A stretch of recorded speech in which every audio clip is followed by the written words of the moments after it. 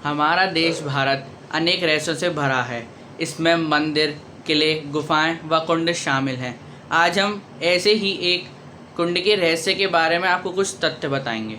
तो चलिए शुरू करते हैं आज का हमारा वीडियो बिना किसी देरी के साथ। इस कुंड का जल हमेशा साफ और स्वच्छ रहता है।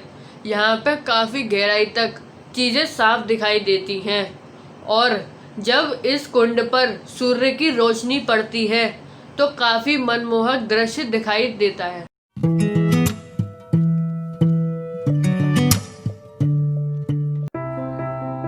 छतरपुर जिले की बड़ी मल्हारा तहसील से मात्र 10 किलोमीटर की दूरी पर स्थित है प्रसिद्ध तीर्थस्थल भीमकुंड। मध्य प्रदेश के बुंदेलखंड में स्थित यह स्थान प्राचीन काल से ही ऋषि मुनियों एवं साधकों की स्थली रहा है। वर्तमान समय में यह स्थान धार्मिक, पर्यटन एवं वैज्ञानिक शोध का केंद्र भी बना हुआ है। यहाँ स्थित जलकुंड भूवैज्ञानिकों के लिए भी कौतूहल का विषय है। दरअसल यह कुंड अपने भीतर अतुल गहराइयों को समेटे हुए है। आश्चर्य की बात तो यह है कि वैज्ञानिक इस जल कुंड में कई बार गोताखोरी करवा चुके हैं, किंतु इस जल कुंड की था अभी तक कोई नहीं पा सका है। ऐसी मान्यता है कि 18वीं शताब्दी के अंतिम दशक में बिजावर रियासत के महाराजा ने यहाँ पर मकर संक्रांति के दिन मेले का आयोजन करवाया था। उस मेले की परंपरा आज भी कायम है। मेले में हर साल हजारों लोग शामिल होते हैं। भीमकुंड एक गुफा में स्थित है। जब आप सीढ़ियों से अंदर कुंड की तरफ जाते हैं तो यहाँ पर कुंड के चारों तरफ पत्थर ही पत्थर दिखाई देते हैं। यहाँ लाइट भी कम होती है, लेकिन यहाँ का नज़ारा हर किसी का मन मोह लेता है। भीमकुंड के ठीक ऊपर बड़ा सा कटाव है, जिससे सूर्य की किरणें कुंड के पानी पर पड़ती हैं। सूर्य की किरणों से इस जल में अनेक इंद्रधनुष उभर आते हैं। यह भी कहा जाता है कि इस कुंड में डूबने वाले व्यक्ति का मृत शरीर कभी ऊपर नहीं आता, जबकि आमतौर पर पानी में डूबने वाले व्यक्ति का शव एक समय बाद खुद ब खुद ऊपर आ जाता है। इस कुंड में डूबने वाले व्यक्ति सदा के लिए अदृश्य हो जाता है।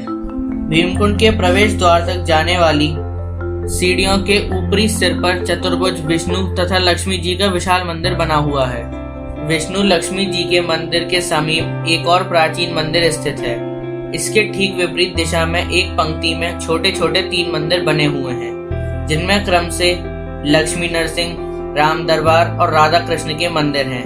भीमकुंड एक ऐसा तीर्थ स्थल है जो व्यक्ति को इस लोक और परलोक दोनों के आनंद की अनुभूति कराता है।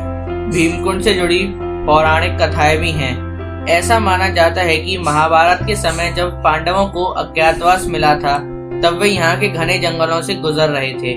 उसी समय द्रौपदी को प्यास लगने लगी, लेकिन यहाँ पानी का कोई स्रोत नहीं था। द्रौपदी की व्याकुलता को देखकर गदाधारी भीम ने क्रोध में आकर अपने गदा से पहाड़ पर प्रहार किया। इससे यहाँ एक पानी का कुंड निर्मित हो गया। कुंड के जल से पांडवों और द्रौपदी ने अपनी प्यास बुझाई और भीम के नाम पर ही इसका नाम भीमकुंड पड़ गया। इसके अलावा इस कुंड को नीलकुंड या नारद कुंड के नाम से भी जाना जाता है। बताते हैं कि एक समय नारद जी आकाश से गुजर रहे थे। उसी समय उन्हें एक महिला और पुरुष घायल अवस्था में दिखाई दिए। उन्होंने वहां आकर उनकी इस अवस्था का कारण पूछा। तब उन्होंने बताया कि वे संगीत के राग रागिनी हैं। वे तभी सही हो सकते हैं जब कोई संगीत में निपुण व्यक्ति उनके लिए सामगान गाए। नारद जी संगीत में पारंगत थे। उन्होंने उसी समय सामगान गाया, जिसे सुनकर सारे देवतागण झूमने लगे। विष्णु भगवान भी सामगान सुनकर खुश हो गए और एक जलकुंड में परिवर्तित हो गए। उनके रंग के जैसे ही इस कुंड का जल नीला हुआ, तभी से इसे नीलकुंड कहा जाने लगा। कई वैज्ञानिकों ने इस पर रिसर्च करके पता लगाने की कोशिश की थी कि इसका जल इतना साफ और स्वच्छ कैसे है, और इसकी गहराई को भी जानना चाहा, लेकिन आज तक कोई भी इसके रहस्य को सुलझा नहीं पाया है। एक बार जब गोताखोर इसके अंदर गए थे तो उन्होंने बताया कि अंदर 2 कुएं जैसे बड़े छिद्र हैं। एक से पानी आता है और दूसरे से वापस जाता है, और उसकी स्पीड भी बहुत तेज है। जब हमने यहाँ मौजूद लोगों से बात की, तब उन्होंने बताया कि उन्हें लगता है कि इसका संबंध सीधे समुद्र से है, क्योंकि इस कुंड की एक तरफ से जाली नहीं लगी हुई है। वहाँ से जो भी लोग इसमें डूबे हैं, उनकी लाश आज तक नहीं मिली है। इसके अलावा जब समुद्र में सुनामी आई थी तब इस कुंड में भी हलचल हुई थी। इसके पानी की लहरें 10 फुट तक उठ रही थी। उस समय यहाँ मौजूद सारे के सारे लोग डरकर बाहर निकल गए थे। इसका जल हमेशा साफ और स्वच्छ रहता है। इसमें काफी गहराई तक चीजें साफ दिखाई देती हैं और जब सूर्य की रोशनी इस कुंड पर पड़ती है तब बहुत ही मनमोहक दृश्य दिखता है। इसके अलावा एक रहस्य यह भी है कि इस कुंड का जल स्तर कभी कम नहीं होता। यहाँ पर कुछ आश्रम बने हैं जहाँ पर बहुत सारे बच्चे रहते हैं और आसपास के सारे क्षेत्र में यहीं से पानी की सप्लाई होती है। लेकिन पानी खत्म होना तो दूर, गर्मियों के समय में भी यहाँ का जल स्तर कभी कम नहीं होता। तो आज का हमारा ये भीमकुंड से रिलेटेड वीडियो यही खत्म होता है। अगर आपको ये वीडियो अच्छा लगा हो तो इसे लाइक करें, शेयर करें और अगर आप इस चैनल पे नए हैं तो सब्सक्राइब करना ना भूलें। Thank you.